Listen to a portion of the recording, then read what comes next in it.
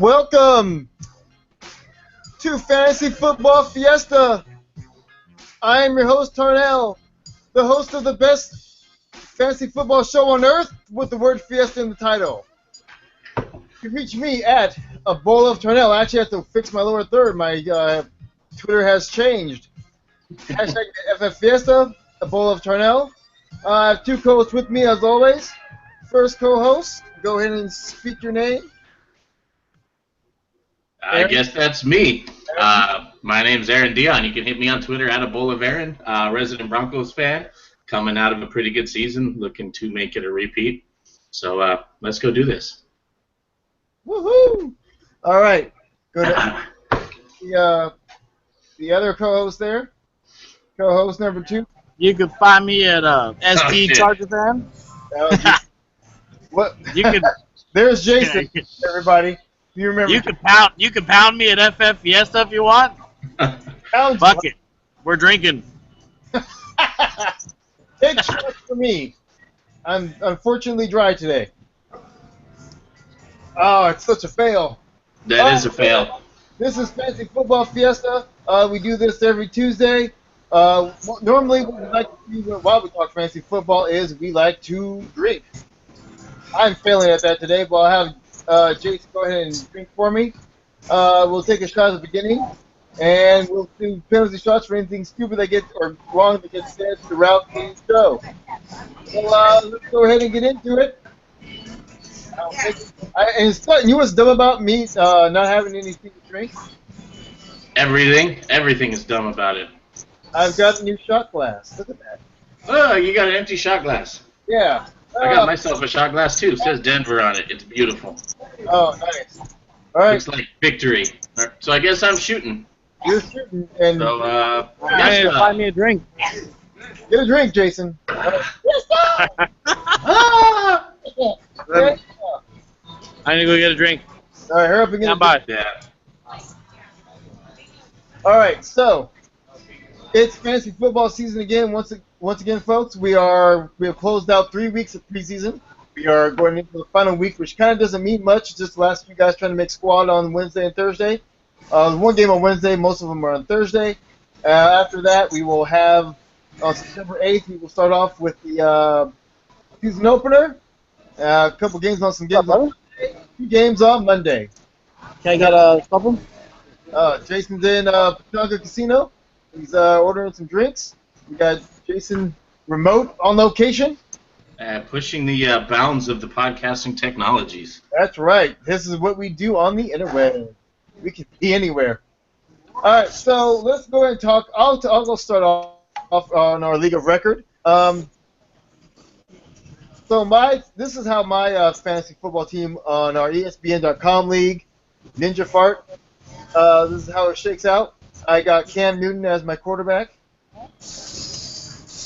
Balls and Rashard Jennings are running backs right now. Odell Beckham Jr. and Des Bryant are my wide receivers. Eric Ebron is my current tight end. Jeremy Maclin's a flex. Seahawks are on defense. Taylor Pizarro is my kicker. For backups, I have Blake Bortles. Yeah, Tarnell, I can't really hear you over Jason's background noise. All right, hold on. Let me. I'll start this over because he's being ridiculous, and I'll just mute this guy. Hold on. I think it might be better rather than going team by team to kind of do a little round by round breakdown of how the overall draft went. All right. Do you have that up, or do you want me to get that up? I do have it up. You can pull up the email too, but maybe we could kind of do both. But yeah, I've got the round by round list that they emailed out. Go ahead and do some round by round. Okay, well, at least for the first couple, I can kind of review what was going on here, and some major shifts in draft strategy have started to really make themselves apparent as wide receivers, which used to be pretty foreign to the first round, are now dropping like flies.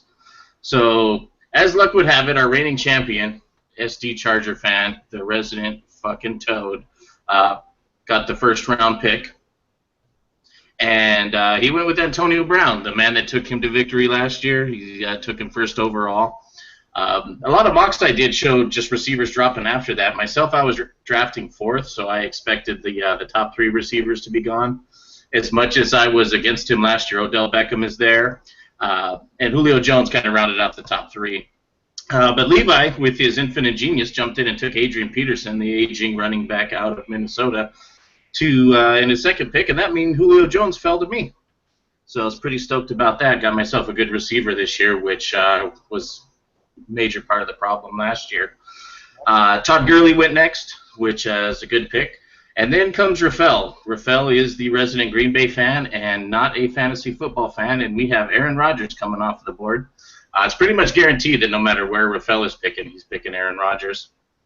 From then it kind of dropped how you would expect. Devontae Freeman, DeAndre Hopkins, Ezekiel Elliott, A.J. Green, David Johnson, which is a pick I really like, and Rob Gronkowski rounds off the first round.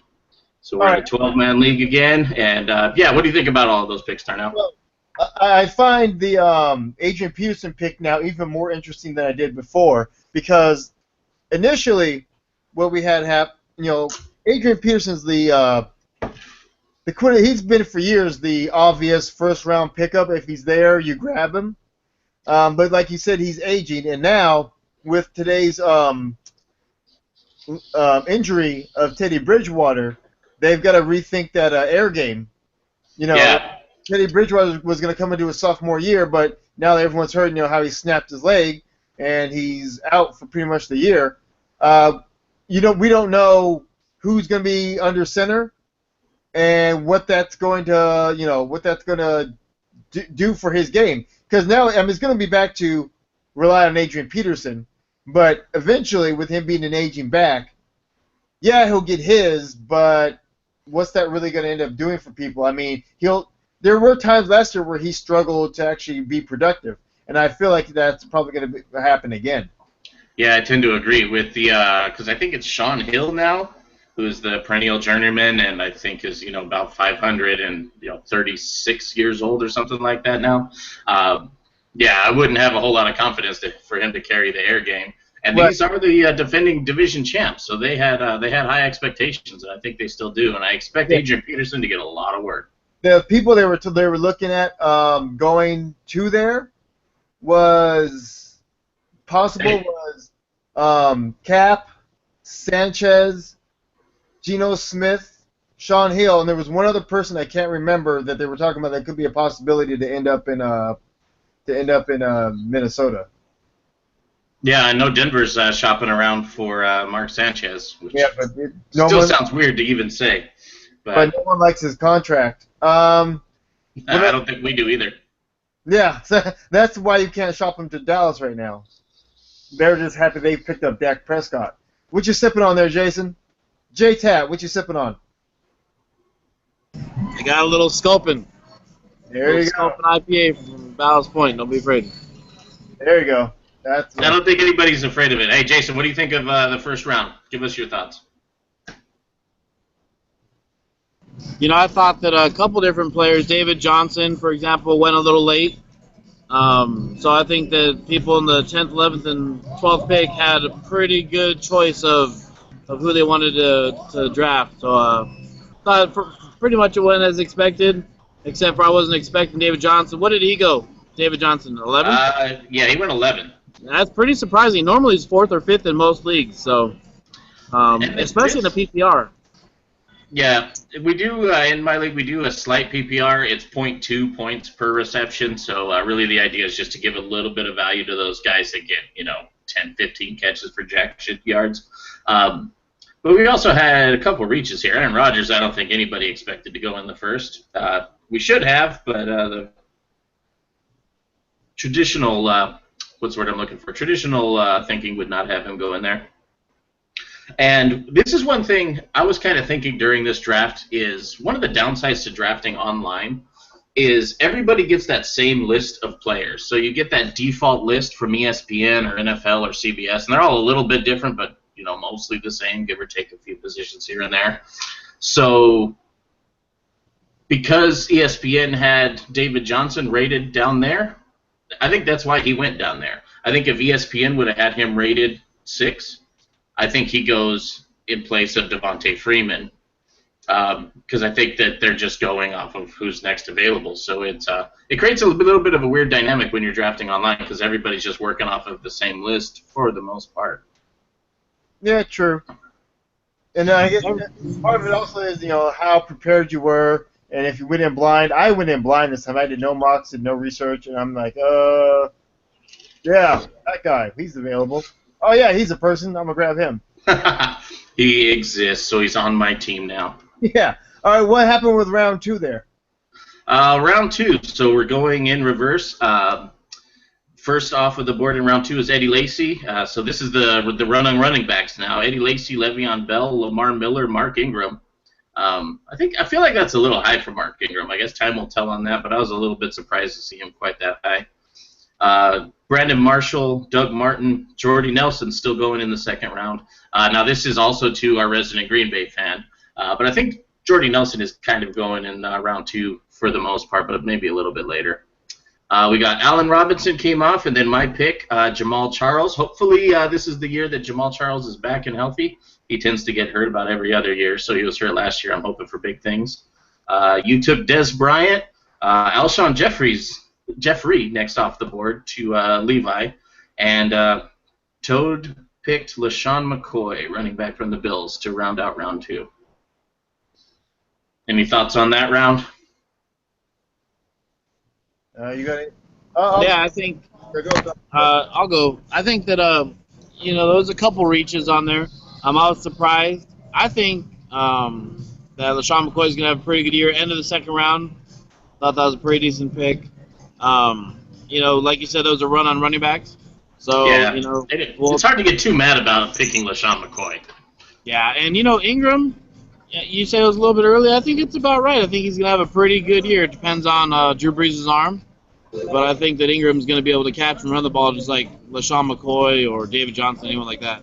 So we'll see. So pretty good. Yeah, like I said, time will tell on it. But, I haven't been super impressed by that guy so far. So we'll see. Yeah. I like my pick of Dez. A lot of people were reluctant on Dez because Romo was hurt, but yeah, I saw a lot of connection with Dak Prescott. He does understand that he's got a tall guy out there, and he's figured out to back shoulder fade with Dez Bryant. And I see that working a lot during the season. I don't think Dez is going to take that big of a drop with Dak Prescott. Now, had this been last season with Romo and no backup plan, and he is injured now as he is, then yeah, you'd be in trouble.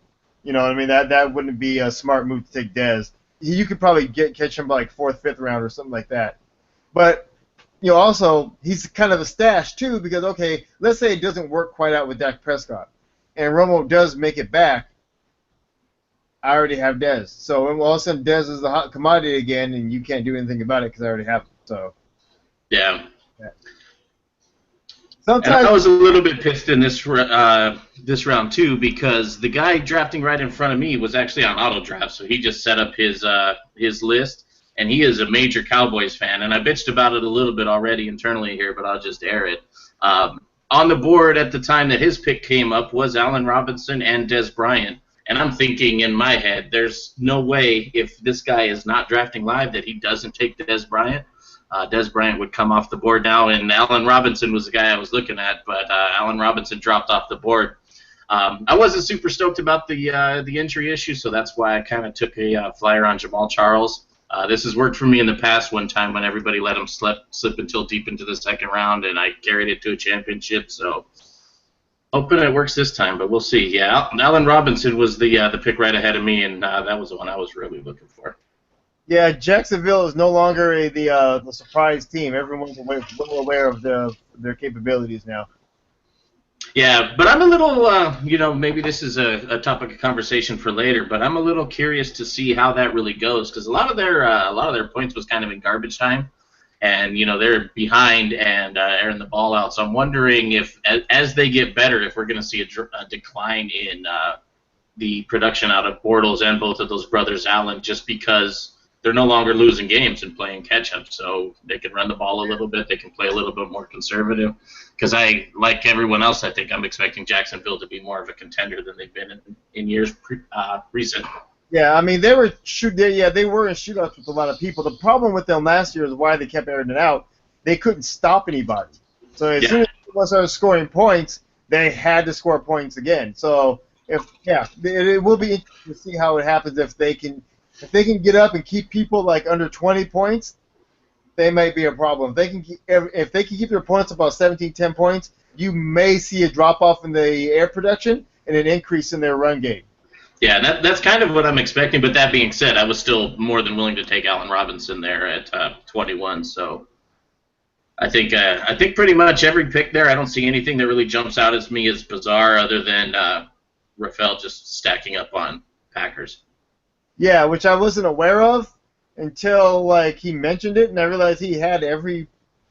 Well, I wasn't really looking to load up on Packers. I was looking to kind of take Jared Cook, and that bastard took him right before me. So yeah, and I think Jared Cook is a real good pick this year, so that one was probably good. But yeah, his Packer run is just getting started. Yeah, we'll see how that strategy works out. I mean, if you're gonna do it with the team, they're probably one of the teams to kind of do it with. But listen, I'm a big Packer fan too, and I don't know if I would go that route. Yeah, it's not a proven way to win fantasy games, but, stranger things have happened. Right. Do we still have Toad with us? What do you think, Toad? What was the question? The question is, are you paying attention? Yes, with the 5% left off on my battery, I'm paying attention. Oh, we're about to lose them. You're about to lose me. What was the question? Oh, just looking for your thoughts on round 2. I liked round 2. All right, real quick, go into round 3 before we lose this guy. All right, round 3. Hold on, let me pull my screen back up. Oops. All right, round 3 started with Jason picking, and this is a pick I really like, even if it's a bit of a homer pick. It's coincidental at best. Keenan Allen, who I think could potentially be the top receiver in the league this year if he stays healthy and Phillip Rivers is going, because he's going to get a lot of work. So Keenan Allen dropped. Amari Cooper came off next. That goes to Levi.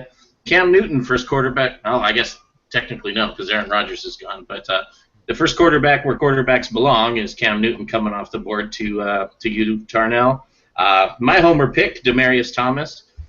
We'll see how that works out with the quarterback situation, but I still like him to do just fine. Jonathan Stewart came off.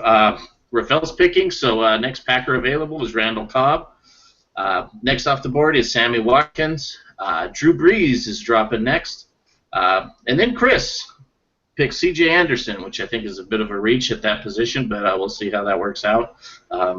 He just I love him because he's on my team, but fantasy-wise, he's been less than consistent.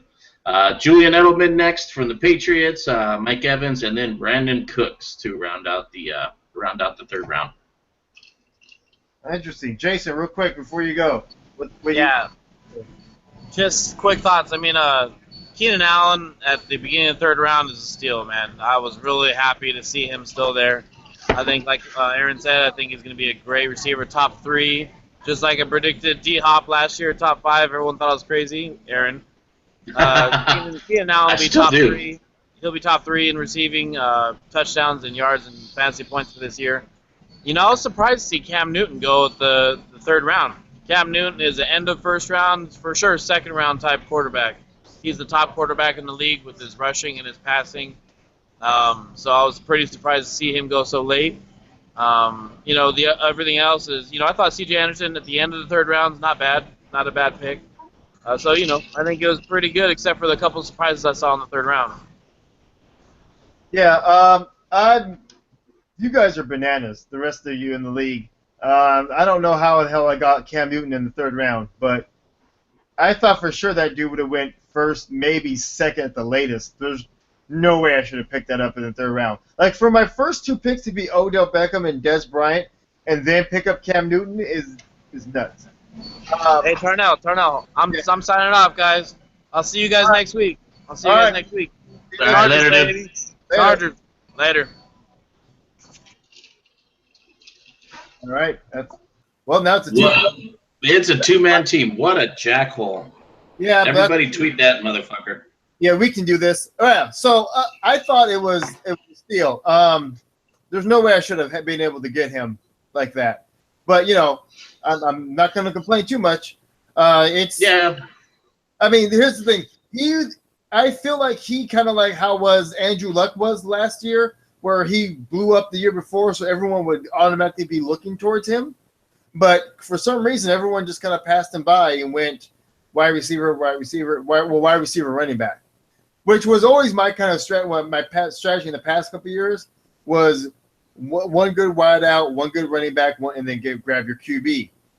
I skipped out on the running backs this year. I went wide out, and then QB, and then I went looking at running backs, which I probably should have been running back in the second round, but I said, you know what, Dez is here. I at the very least, I keep him off somebody else's team. So then to pick up Cam, I was like, well, why would I not? He's there.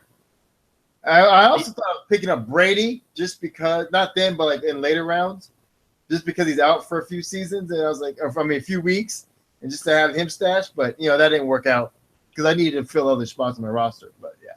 Yeah, and it's an interesting thought when it comes to where you're picking quarterbacks, because there's so many quarterbacks that produce well. I mean, Cam Newton was the number one producing fantasy person, regardless of position in the entire league last year. And he's part running back himself. So, I mean, I love the pick there. I think it's good. It's going to do you just fine. But it's the kind of thing where you have to weigh out, and this is, anybody that's listening that hasn't drafted yet, you kind of have to make a decision. What do you give up versus, what do you gain? Because there's so many quarterbacks that can do just fine. Like last year, Blake Bortles, the 12th, 13th round. Yeah, I snagged him probably 9th round, maybe. Yeah, it was pretty late at any rate. So you've got Cam Newton, I think, was the number one, and I think Blake Bortles was like the number 3 quarterback overall. So you can still get really, really good production out of that position by drafting a quarterback later, where you may not necessarily get that same return by waiting on a running back, for example. But there early in the 3rd round, most of the premier running backs, if they're really even there's hardly any of those at all in the league anymore. But they're pretty much all gone, and we're looking at guys like Jonathan Stewart and C.J. Anderson now. So, yeah, I think Cam Newton is a perfect pick right there. That's pretty much where I was at. I was like, you know what? I kind of missed out on the 2nd round from getting the premier, quote-unquote, premier back.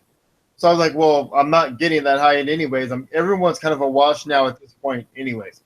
So what happens with running backs is someone gets hurt, someone steps up, there's a shake, it all shakes out, and then you have to replace anyways. So I figured that's pretty much what I'm going to end up doing at running back. See who's doing where, kind of play guessing game, and just kind of pick from free agency and pick up off the waiver wire in the next coming weeks to kind of get that to kind of get production if I don't have it in my moving forward. Right. And I don't know if we've really talked about it, but when you look back to the way last year went, there was a lot of running backs that went in the 1st round last year, and none of them that I recall, maybe one, I think Adrian Peterson. I don't think any of them that went in the 1st round actually produced top-tier talent. Our top running backs at the end of the year were guys like Devontae Freeman, Chris Johnson, and these were guys that were on the waiver wire at the end of the draft, or at the very least were drafted in very, very late rounds. So you can be successful drafting a running back later, and we're no longer in a world where those top tier running backs are a sure thing. And I think that's been demonstrated by the fact that we don't have those top tier running backs going early anymore. We're picking the Antonio Browns and the Odell Beckhams that have shown consistency, where running backs are fragile and the coaches are running by committee, and it's really hard to get a sure thing in the 1st round that's a running back And even the ones that win in the first round, people are kind of taking flyers on. David Johnson, Ezekiel Elliott, both are first round. Ezekiel Elliott, he's a rookie. He's never even played. And David Johnson in his second year. We expect big things, but those are the high risk, high reward kind of things. They're not proven consistency. Cam Newton's going to get you points. So you're going to do just fine with him. And you'll have to, you're kind of looking for one of those guys off of the waiver wire, one of those late round sleepers to fill in that position that you missed by taking him. Yeah, that's pretty much what I'm counting on this year. You want to go a couple more rounds? Or you want to start just talking like the rest, filling out our team or things? We could see here anything interesting that jumps out at me. Yeah, because I know on my roster. A couple of sleepers that I picked up. Well, a couple of people I stashed away. I grabbed Tyler Eifert. He's hurt now, yes, but I think he'll be making noise later on in the season. So until then, I've got Eric Ebron. I grabbed Dorial Green. Sorry, you broke up a little bit on my end. Who did you say you stashed? Tyler Eifert for Cincinnati. And I think that'll do just fine. Yeah, so I stashed him. Right now, Eric Ebron's there. We'll see what happens. But Tyler Eifert's the guy that coming out once he gets out of injury. A couple of people that I picked up late that were sleepers that I thought no one was really looking for was one's a rookie, Tajay Sharp, Tennessee. Seemed to be the offense really nice. Also, I had my eye on him, but you snatched him away. There was a couple there that I was looking at late too that kind of just fell in front of me. Yeah, and then Dorial Green Beckham seemed to pick up the offense well in Philly, as opposed to how he was in Tennessee. So I picked up him just in case he decides to blow up. And, if not, I can always that's a good reason. Yeah. He's starting to pick up the offense. It seemed to do well preseason. We'll see how it goes moving forward. If they start losing or they're not being productive and they start being the dumpster fire that they were last year, then, I'll have to make that decision then. But outside that, on defense, I grabbed the Seahawks and the Vikings. So I got pretty good. Yeah, you took the Vikings right in front of me. I had a problem with you guys on the other side just sniping me every time. The Vikings D was one of those. And another one that you picked right when I was about to grab him was Bilal Powell on the Jets. I like that pick this year. You got him at 99 in the 9th round. And, I was looking at him, and he fell right in front of me, which was a little disappointing. And that's when Jared Cook went, so we could have had him. Yeah, well, that's the thing. I saw Jared Cook in front of me. I was like, well, then what am I going to do now? I'm like, well, never mind then. So, forget it. Yeah, so one team that was told, that the one guy, that Levi, that was like, oh, yeah, that was too easy. I'm looking at his team here. He's got Dak Prescott, Adrian Peterson, Derrick Henry, Amari Cooper, Tavon Austin, Greg Olsen, Deshaun Jackson, the Raiders D, Mason Crosby, Alshon Jeffrey, Javaris Landry. I don't like that pick. Garrett Blunt, James Starks, maybe Lacey doesn't stay healthy. DeAndre Washington, Andy Dalton, and Tim Hightower. Dalton will be this season, but maybe not come end of season, like the beginning of it, but maybe playoff time, he might bite him in the ass.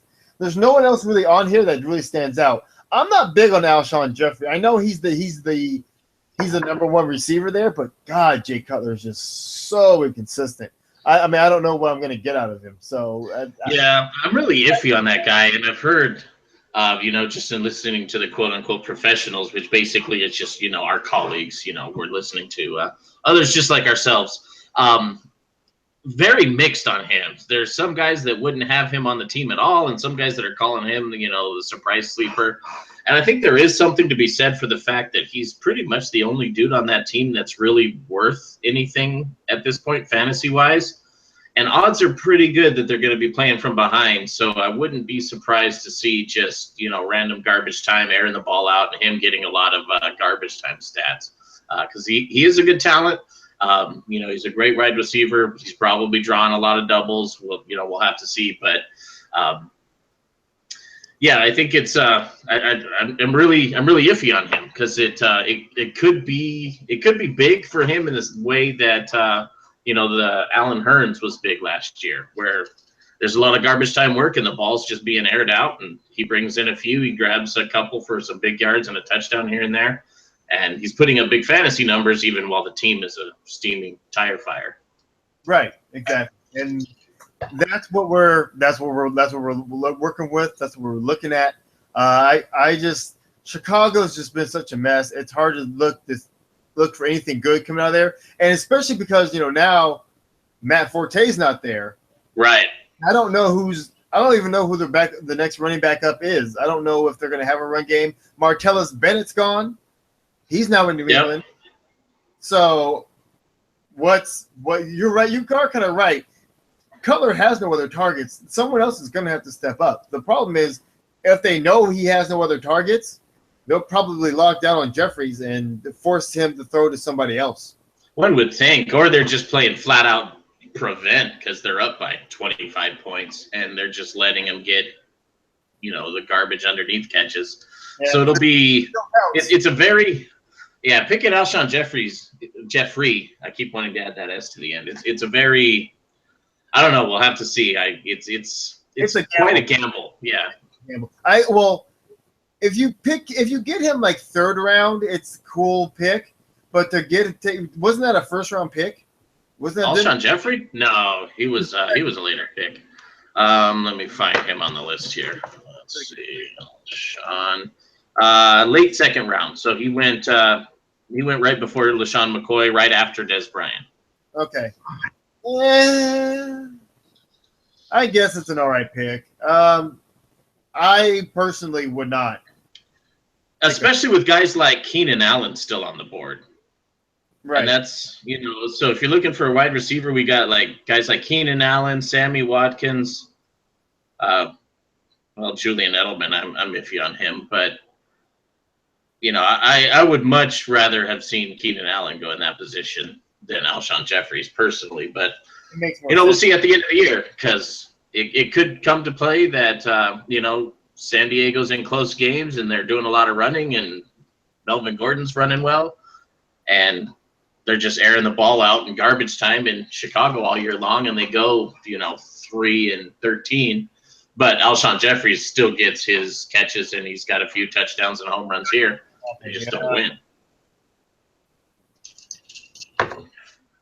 Because, you're up by 25 points, too, and the defense isn't that inclined to stop you. They're making business decisions. So yeah, the only time the defense is going to go that hard at them still is if they're playing Detroit, Minnesota, or Green Bay. You play your in-town rival the whole time. But outside of those three, but I could see I could see a lot of garbage time production out of him. We'll see. Oh, man. Let's see what else we got here.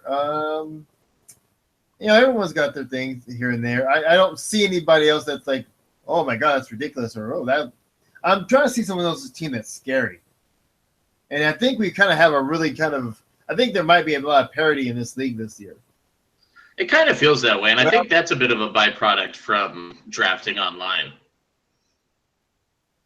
Because you have everybody there in the list where you're drafting in person and you're looking at magazines and you got people that are going completely off the reservation. But when you're drafting online, you end up getting a little bit more parity. I think just because when all else fails, just draft a guy that's on the top of the ESPN list. You're not going to do that bad. Right. So in my other league, I'm NFL.com league. I have Rivers as my QB.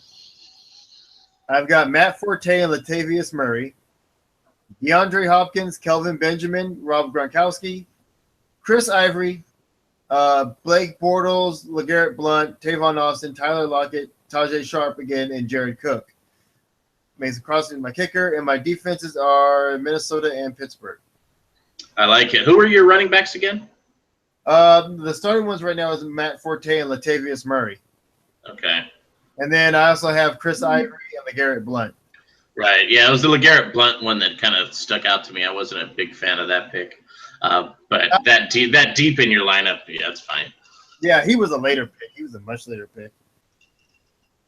Yeah. Yeah, it doesn't sound too bad. I like. Well, it's really hard. Jared Cook has burned me so many times that it's hard to even look at that guy as fantasy relevant anymore. But he's been under Jeff Fisher his entire life, so this is he's kind of breaking out now. He's got Aaron Rodgers throwing to him. In the past, Aaron Rodgers has been shown to love his tight end some, so I'd expect some pretty solid things out of Jared Cook. Yeah, I do too. Let's see what else we got there that's going on. I was just shocked because when I was going through this, I'm like, okay, I got Gronk. All right, yeah. And I'm like, oh, actually, I had D-Hop first. I got Gronk. I was like, how am I doing this? And I was like, what the hell? Why am I pick up Matt Forte? I remember I was kind of hitting you up as this was going on. And I'm just like, how are you guys letting all these people go? I expect to actually run through this league this year. We'll see. I think you may have some injury issues because you kind of. I feel like your lineup there was really strong 2 years ago, but guys like Gronk and Forte, they tend to have some injuries. So we'll see how it shakes out. Actually, I don't know about Forte's injury issues so much off the top of my head. But see, I look at them differently now only because they're in, well, Gronk's in the same position, but like Jared Cook now, like you said, is now in Green Bay, so it's going to be different for him. Mm-hmm. Yeah, and Forte on the Jets now, that's a whole new situation for him. So we'll see how this pans out. And it gives another target for Fitzgerald too, because last year Fitzgerald, Patrick. Yeah, Fitzgerald did really well in that receiving tandem of Decker and Marshall. Just kind of tore the top off, and we didn't really. I kind of smelled it coming a little bit, but not really to the extent of what happened, because both of those guys finished really high in terms of fantasy output. Brandon Marshall had far more catches, more yardage, but Decker seems to be the guy when it gets close to the goal line, and I think Forte may really chip into Derek. To the output of the ladder there, just because Decker is that he's very touchdown dependent. He may only have a couple, 3 catches, but one of them's for a touchdown. So now you've got your 11 and 12 points. I think we may see a fall off there because Forte is picking up some of that work. Yeah, it should be interesting how a lot of these new people and new teams shake out because Yeah, and it always is because you never know. Right. Some of these guys go to a new place and just thrive, and some of these guys you expect to be excellent, and they just completely fall apart. Like how Jimmy Graham was last year. I mean, everyone was like, "Ooh, Jimmy Graham, he's on." Ooh, and it was like, this guy does he have talent? Because I don't see it. And that will be the interesting thing. Well, yeah, and I think there was a lot of things going on with him last year, and he was on my team, and he was like a 2nd or 3rd round pick, so he really helped destroy my team last year because he just wasn't – but he was still playing, so it was hard for me to start sitting my, 2nd, 3rd round draft pick tight end. And when I would, he would have a decent game. He'd get the touchdown. So it was really frustrating last year having him on my team. That being said, I took a flyer on him again this year because he was around as my next available in like the 13th round. So went ahead and give him a chance to redeem himself. Personally, on my team, I've got Delaney Walker as my number 1 tight end. I don't think we've gone through my team. Let me list off my team as it sits here. Yeah, go ahead. So the team I ended up with, I was drafting in 4th. This is a 12-team league, and it was a snake draft. Complete redraft, so no keepers or anything. So my quarterback is Carson Palmer. Running back, I have Jamal Charles and Carlos Hyde. At wide receiver, I have Julio Jones and Demaryius Thomas. Delaney Walker is my tight end. I got Larry Fitzgerald in the flex position. And Rams defense and Brandon McManus was my kicker and, my last round kicker. So we'll see how that goes. On the bench, I ended up with Michael Crabtree, Jay Ajayi, and I picked him up right after you sniped Powell right in front of me. I got Devin Funchess, Kristen Michael, man, everybody on NFL Network is basically sucking this guy's dick off. So I decided to go ahead and grab him because, man, there is a lot of the fantasy world that is high on this guy. He's back on the Seahawks now. So it's basically Thomas Rawls and Kristen Michael. you grabbed Rawls early, so I grabbed Michael late, and we'll see who ends up being the bell cow there. Yeah. Mohamed Sanu is my wide receiver, and I actually have Julio Jones too, which is kind of weird. So I got the 1 and 2 receivers in Atlanta, but I think Sanu's going to get work. Jimmy Graham is the backup tight end, and I grabbed Jameis Winston there at the end as my backup quarterback. So I got Carson Palmer and Jameis Winston. So overall, I'm feeling really good about my team. I think I got some really good balance. As long as everybody stays healthy, I think better than last year. That's good. Oh yeah. See, I'm looking at the Christian Michael, and what I heard. Well, one school of thought is that the more productive guy will be Rawls, but the touchdown looks will be Michael. So we'll see how that goes in season.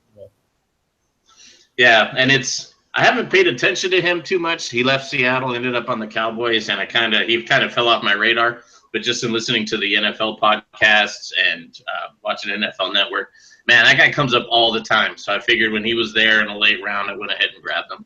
That's good. So the thing this year is, and it's already happened a little bit now in preseason, is who's going to get injured, who's going to step up, who do we think is supposed to be big, and who's going to fall off. Because we've got Romo out for a while. Dak Prescott now has a chance to do work, get experience. I mean, Dak Prescott he's going to be a rookie, so, I mean, what do you expect from him? But if he does improve, if he does be productive and he gets him some wins, that's going to be a real big thing for Dallas because they don't win really well when Romo's not in. And I feel like Dallas, what they're really looking for is the right guy to back up Tony Romo, because Tony Romo, if he comes back, he's going to get hurt again. I mean, I have zero confidence in that guy's longevity at this point. So I think whoever comes in, if it's Dak Prescott or if they end up bringing somebody else in the meantime, that's a beautiful opportunity, because it's really hard to find a worse opportunity in the NFL than coming in as the quarterback of the Cowboys right now, because they have what most people agree to be the best O-line in football. The O-line is just amazing. They've got that new running back that is just outstanding. They've got like a 15,000-time Pro Bowler in Jason Witten, and they've got Des Bryant on the outside. So he's got targets. There's weapons everywhere. He's got a phenomenal line, a good running game. The world is his oyster. So if there's any shred of talent in who comes in, they have all the opportunity in the world to steal that starting position and really take that team someplace special. Yeah, they do. I mean, for what I've seen, I know, again, it's preseason. It's hard to take stock in a few series, but if he can get comfortable and get a relationship going with Dez, and if he can get used to handing off the ball and you get a report with Ezekiel, it's going to be hard to sit there and vouch for Romo a little bit. I mean, they will keep him because of the money they pay him, and he is the vet. But I mean, I feel like this if he does have some semblance of success, this will be the future, and people will be who will be on everyone's radar. Yeah, because I think what I heard right now was they got basically 6 games and then the bye, and then they're hoping to get Romo back for that game after the bye. Now, if Dak Prescott takes that team to 4-2, 5-1, going into the bye, I don't see how they could make a switch, because they've got some momentum now, and I think this is really his position to lose now, because you can't count on Romo. I mean, the guy he's a solid quarterback. Don't get me wrong, but he's fragile. Yeah, he's Mr. Glass. So yeah. I'm also wondering what teams will fall off, and those will be the teams like to not have guys in. Because, like, remember last year we were really looking at Miami being the productive team, the team to blow up. Yeah. They weren't. And that was bullshit. We were way off. Everybody on that team fell off, but it turned out being Jacksonville was the team that actually was on the come up. I wonder how these first 4 games are going to go in New England, because everyone's wondering what Garoppolo is going to do, and it's hard to think that Belichick won't have him prepared. I feel like they're going to end up like 3-1. Yeah, I kind of do too. But that's Tom Brady's team, so Tom Brady's going to come in. He's probably going to be 3-1 or 2-2, and then Brady comes in and he likes to start off slow, so he gets his 2-2. Now they're 8 weeks in and they're at 500. Well, I don't know. I think it's going to be rough for the Patriots this year, but they're a talented team, and I think that's the best coach in the NFL, so I think they'll do all right. But that's the thing is that there's the best coach in the NFL with the shittiest opponents that they have. I mean, I don't know. yeah, well, Noise, I don't know. That's the Justin Fields step up. I think that still the Patriots division and everyone who's on the Patriots is going to eat. The only thing is, they're going to rotate their running back, so LeGarrette Blount's a bad pick. yeah, like we always say, Bill Belichick hates your fantasy team. So, God help you if you're rolling with anybody but Gronk. And even Gronk is injury prone, and who knows, his relationship with Garoppolo. Which is why Jared Cook is my backup. Yeah. I think Jared Cook may end up being your starter within just a couple of weeks. Yeah, I feel that too. But I mean, for so far, I know there's people that are probably going to draft this weekend. Yeah, you got drafts coming up, so this is kind of the premier draft time now as we're heading into the last week of the preseason. So, just giving you some thoughts on what we did, throwing out some of our thoughts. Terrence West is somebody we really didn't talk about. That was somebody that was kind of on my mind. He seemed to be, he kind of went to Cleveland to be an immature knucklehead and buried in the depth chart there, but he's emerging in Baltimore. So Terrence West was somebody that I was looking at late. I don't know. Do you have anybody that you were really looking at in the late rounds that you really had a good feeling about? I kind of grabbed that. I was taking a hunch on like I said, Tajay Sharp and Dorial Green-Beckham. Those are the two. I was like, that's something there. There might be something there. Yeah, I like the Tajay Sharp one. Yeah, that was somebody that I was kind of had my eye on too. I think that's somebody. If he's there late, grab him. That's my advice. If he's there late, grab him. Because I feel like he's going to be a name that's going to be on the waiver wire in the coming weeks, and I would just get him now. Yeah. Now let me ask you this: going to the first round, now that there's been just such a shift in the strategy, so wide receivers are so valued and running backs are slipping. Which receivers have to drop off the board before you start looking at the receivers? Are we looking at the top three, Brown, Beckham, and Julio Jones, before you even start looking at a running back? Or what are your thoughts there? Yeah, Brown, okay, Brown, Beckham, Jones, Hopkins. I still think now you like Hopkins there. I still like D-Hop's still up there. Listen, he did work, no consistency at quarterback. He had 4 different quarterbacks and still did work. I think Osweiler's got a little bit of a chip on his shoulder. I think now that he's going to have consistency at quarterback, he'll have some rapport. They did work out. The problem now, though, is that we hate Osweiler now. You hate Osweiler. Last year, I thought Osweiler had some promise. This year, I don't even remember what Brent was all about. Yeah, well, you're looking at Simeon now, so whatever. Oh God, yeah. But we'll get into that in later weeks. I don't know how to feel about that, but yeah, I think Hopkins is a pretty good one there too. You like Hopkins above Gurley and Freeman, because that's where in our league it started dropping. After Julio Jones, we had Gurley and Freeman go before Hopkins. I don't know, but AJ Green kind of went late because there was a few running backs that went before him too.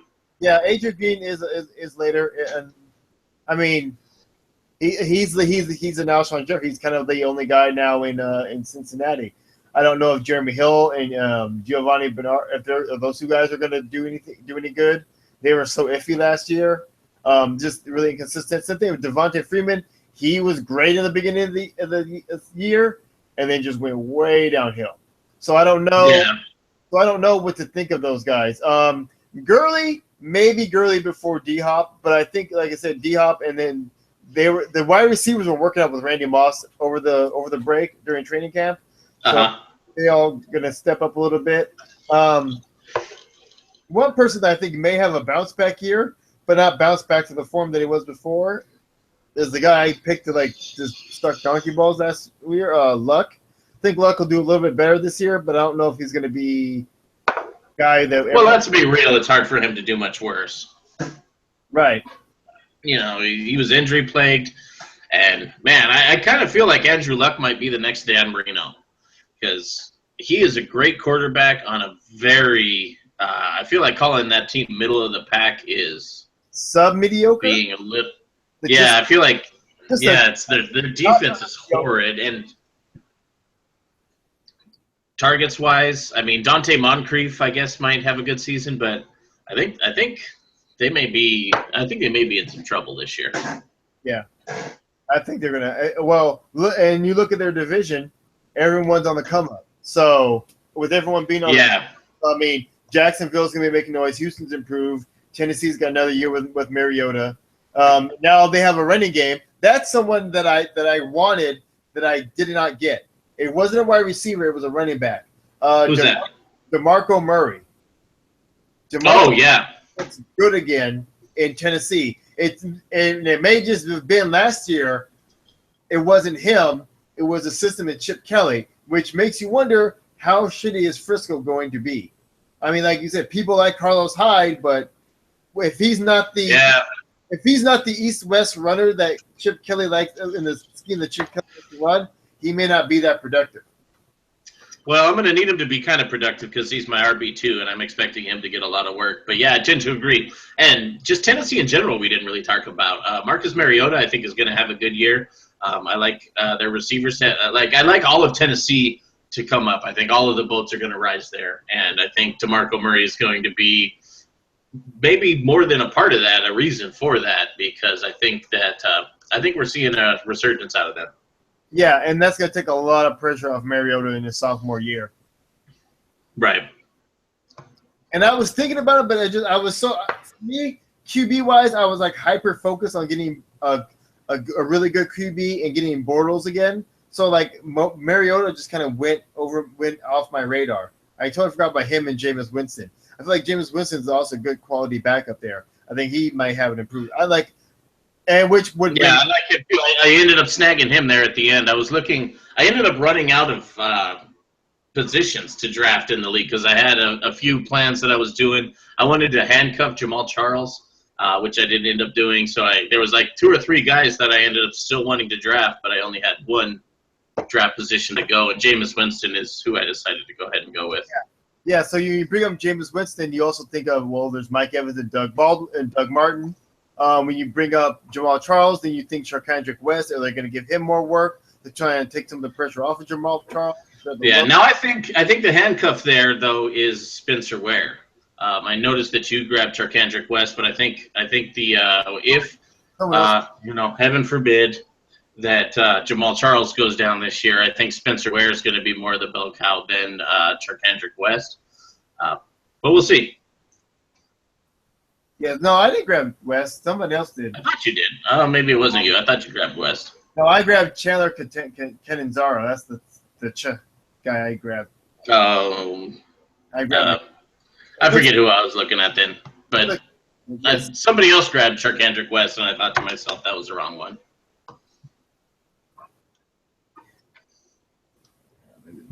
I'm trying to see who grabbed him. Let's see, I can pull it back up. Control F, find West. Oh, that's Terrence West. That's the wrong West. I don't think anybody grabbed him. I could have swore I saw him. I guess you're right. I don't see him on my list here. I forget what I was looking at. Oh, well. Nobody did the wrong thing. Everybody wins. Yes. All right, I'm trying to think who else is here. Yeah, but I think that pretty much covers kind of what we wanted to talk about for this first nice inaugural time back from FFF. Yeah, try to get ourselves back in the habit here. It's a little bit rough, but we'll get back into it. Oh yeah, no, it was a real rough. But, we're back. It's fancy football. It's fancy football every Tuesday. But, we're gonna rock this. So for Jason and Aaron, I am Tarnell. This has been Fancy Football Fiesta. We'll see you next time. We'll drink more throughout the year, going back to form, and we will be there. Drunken. Peace. See you guys next time. Later. Later.